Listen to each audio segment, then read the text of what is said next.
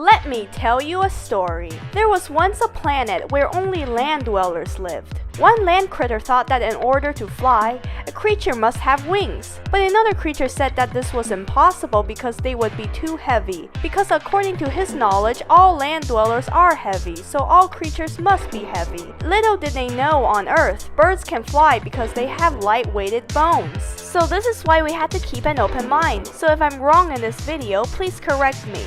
A shout out to Aprox for allowing me to think twice about my balloon and helicopter phantom ideas. This was the most interesting comment on my last video, but I'm the type who takes an eye for an eye and an argument for an argument.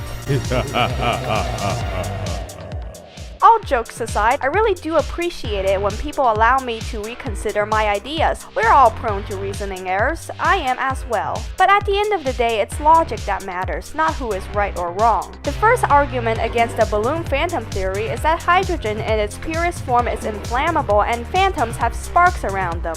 Actually, hydrogen is only flammable when it comes in contact with oxygen. So hydrogen in its purest form is not at all inflammable. It also says phantoms are too heavy to be lifted. Let's do some calculations, shall we?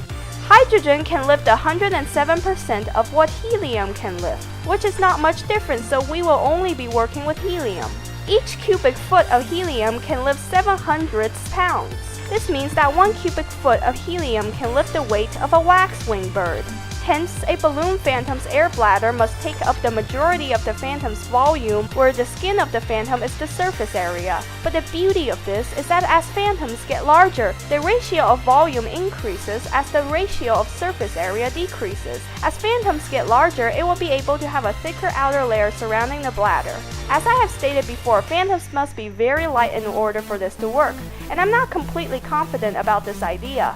However, we still need to keep an open mind. We know that metals are heavy, but there's a metal out there called the microlattice, which is as strong as titanium and 100 times lighter than styrofoam. It can harmlessly sit on top of a dandelion. Perhaps living things can be made out of surprisingly light materials as well, but I simply don't know it yet. A similar idea may be that phantoms can convert gases in the atmosphere into lighter gases. Using its electric power, a phantom would be able to separate a dense gas into lighter gases by passing an electric charge and using one separated gas to move up while releasing the other. But the problem with this is that this would not work on Earth because it doesn't have a bunch of gas layers. But we would have to know that Jamai is not Earth. However, if it is too similar to Earth, it may not work. On a planet with such gas layers, other gases other than hydrogen and helium can be used as lifting gases, so phantoms may be able to fly this way on a different planet. The argument against the helicopter phantom theory is that phantoms would need extremely heavy striated muscles to spin as fast as helicopters, making it heavy for the creature to fly. Extremely dense muscles are actually not necessary at all for a phantom to spin fast. The gonadactylus mantis shrimp has muscles built in a way similar to a spring and latch, allowing its appendages to move with the force of a bullet, packing a force of 1500 newtons. What if we convert the punching force to pushing force?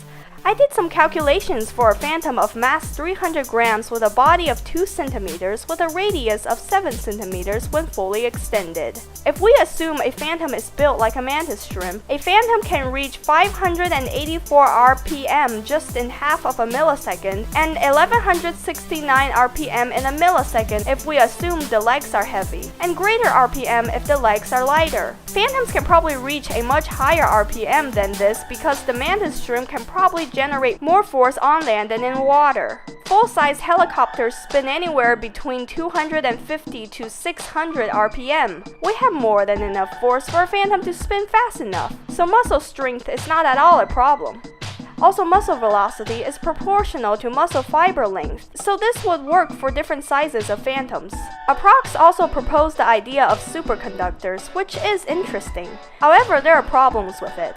Superconductors are cooled to negative 240 Celsius, which is not a temperature naturally suited for living things. The tardigrade is the toughest animal known so far, and it can only live for a few days at temperatures of negative 200 Celsius. Superconductors also must be locked onto a magnetic track, and phantoms are not locked onto magnetic tracks. And also, strong magnets and superconductors are naturally non-living things. However, I am still up to keeping an open mind if there's convincing support. Another less likely idea I just thought about that is somewhat related to the magnet theme may be diamagnetic levitation, where two giant powerful magnets are placed around a living organism to make it levitate. But this is unlikely to be true because obviously we can't have two extremely powerful magnets following a phantom everywhere it goes. Another idea of how phantoms may be able to fly is the concept of diametric drive, where negative mass can be used, but this idea is hypothetical in itself. So to conclude, all of these ideas are probably slightly flawed and will not work perfectly. If you have counter-arguments or other ideas, I'd be curious to read about them down in the comments below.